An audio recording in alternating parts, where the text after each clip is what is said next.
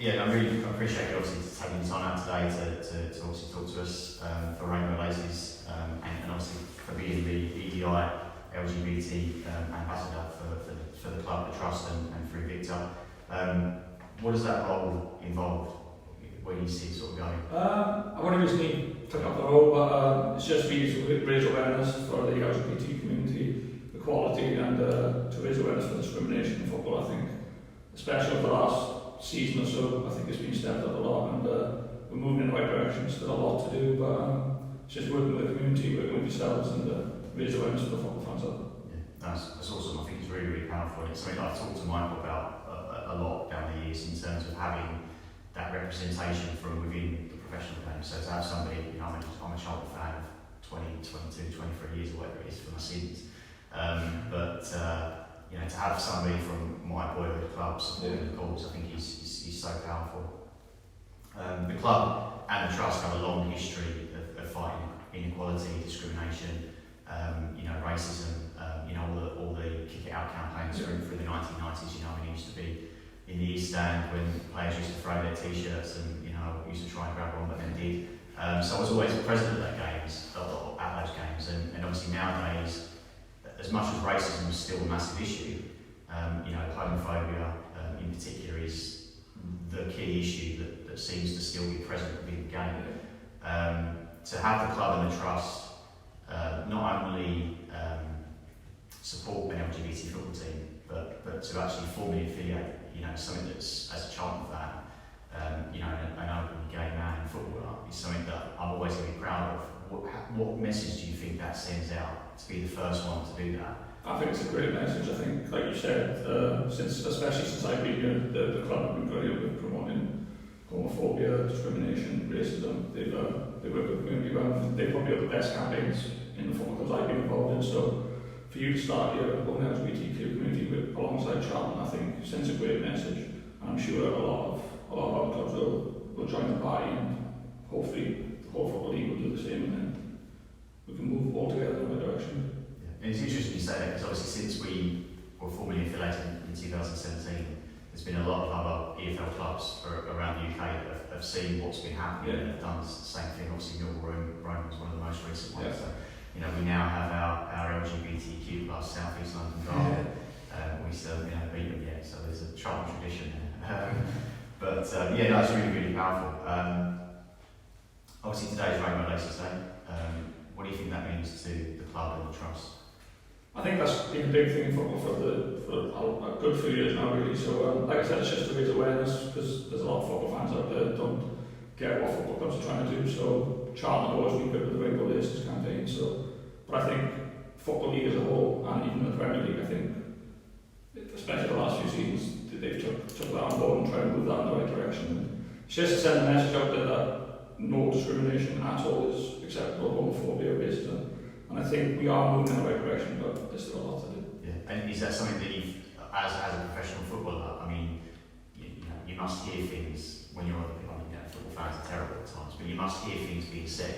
Is that something in terms of, it doesn't matter whether it's homophobic, but any discrimination, you must hear things on the pitch, and at times you must feel like more needs to be done from the governing bodies?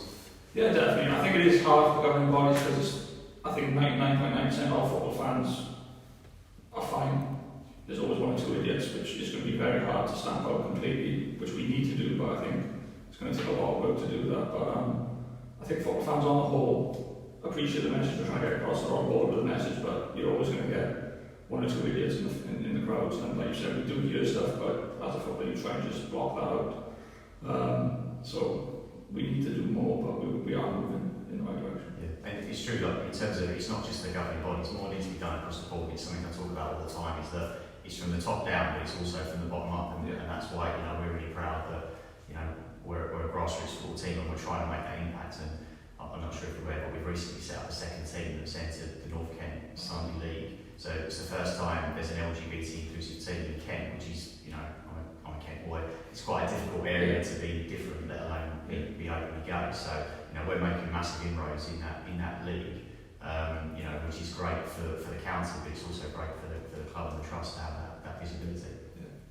How do you think it would be received if it was a player in the Charlton dressing room say? Do you think within the dressing room, I spoke previously to previous managers and coaches at the club, and we asked that question, and they've always said it wouldn't be an issue within the dressing room. And I tend to see it being more of, like, you know, people talk about football not being ready for an opening game footballer.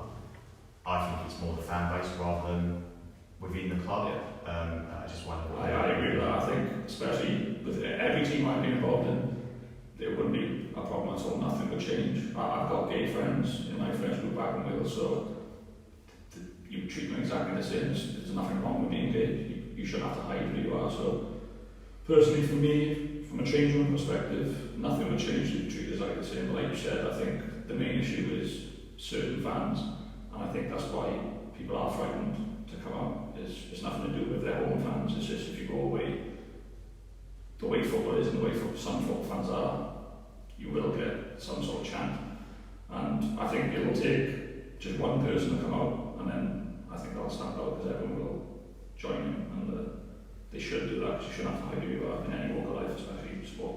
Yeah, no, it's interesting what you say there, and I think also the power of social media now can be a terrible thing as well. But you know, so many people are getting abuse online, and I know in recent times, more so in the last sort of 6 to 12 months, the community across the football community have tried to do more in terms of, you know, the blackout of social media back in earlier this year, and you know, you saw at the end of the European Championship final with a couple of the England players.